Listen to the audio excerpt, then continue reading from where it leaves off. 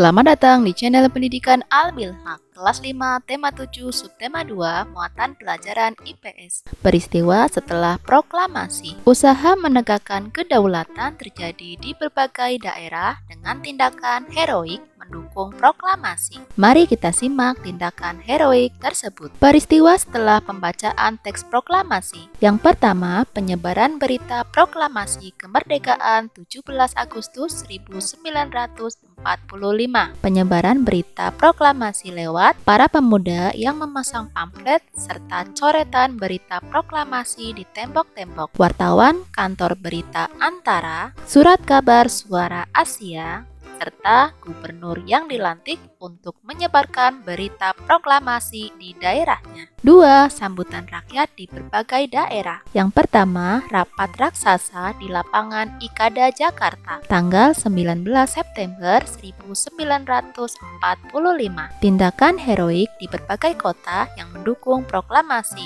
antara lain Yogyakarta, Semarang, Surabaya, Aceh, Bali, dan lain-lain. 1. Peristiwa heroik di Yogyakarta. Perebutan kekuasaan di Yogyakarta dimulai 26 September 1945 sejak pukul 10. Para pegawai pemerintah dan perusahaan yang dikuasai Jepang menuntut agar Jepang menyerahkan semua kantor kepada pihak Indonesia. 2. Peristiwa heroik di Surabaya. Terjadi insiden bendera di Hotel Yamato, Tunjungan, Surabaya. Orang Belanda mengibarkan bendera merah putih di atap hotel, menurunkan dan merobek warna biru bendera tersebut. Insiden ini terjadi pada tanggal 19 September 1945. 3. Pertempuran 5 hari di Semarang. Pada tanggal 15 Oktober 1945, pasukan Jepang melakukan serangan ke kota Semarang dan dihadapi oleh TKR dan Laskar Pejuang lain. Pertempuran berlangsung selama 5 hari. Akibat pertempuran ini, ribuan pemuda gugur dan ratusan orang Jepang tewas. Untuk mengenang pertempuran ini dibangun Monumen Tugu Muda. 4. Peristiwa heroik di Aceh. Pada tanggal 6 Oktober 1945, para pemuda dari tokoh masyarakat membentuk Angkatan Pemuda Indonesia. Anggota API kemudian merebut dan mengambil alih kantor pemerintahan di tempat-tempat yang telah mereka rebut. Para pemuda mengibarkan bendera merah putih dan berhasil melucuti senjata tentara Jepang. 5. Peristiwa heroik di Bali. Pada bulan Agustus 1945, pemuda Bali membentuk organisasi Angkatan Muda atau AMI dan Pemuda Republik Indonesia PRI. Upaya perundingan untuk menegakkan kedaulatan RI tetapi pihak Jepang selalu menghambat.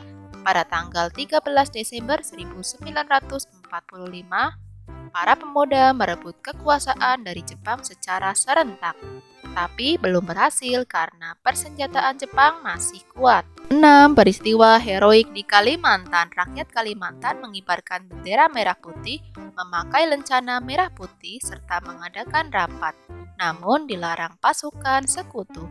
Rakyat tidak menghiraukan larangan sekutu. Pada tanggal 14 November 1945, di Balikpapan 8.000 orang berkumpul membawa bendera merah putih. 7. Peristiwa heroik di Medan. Dalam mengantisipasi kedatangan sekutu dan nikah, para pemuda segera membentuk Divisi Tentara Keamanan Rakyat atau TKR di kota Medan pada tanggal 13 September 1945. Insiden pertama pecah di hotel di Jalan Bali, Medan pada tanggal 13 Oktober 1945. Insiden itu diawali dengan adanya seorang penghuni hotel yang merampas dan menginjak-injak lencana merah putih yang dipakai oleh seorang pemuda. 8. Peristiwa heroik di Sumbawa. Terjadi bentrokan fisik antara pemuda dan Jepang di Gempe, Sape, dan Raba. 9. Peristiwa heroik di Makassar. Gubernur Samratulangi menyusun pemerintahan pada tanggal 19 Agustus 1945. Pemuda bergerak cepat merebut gedung penting. Dan yang terakhir, peristiwa heroik di Palembang.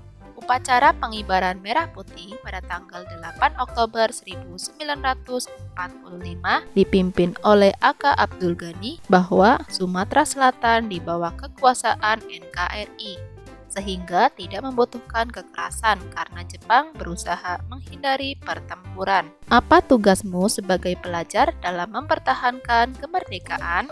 Tulis jawabanmu di kolom komentar ya. Terima kasih sudah menyimak video ini. Sampai jumpa lagi. Dadah.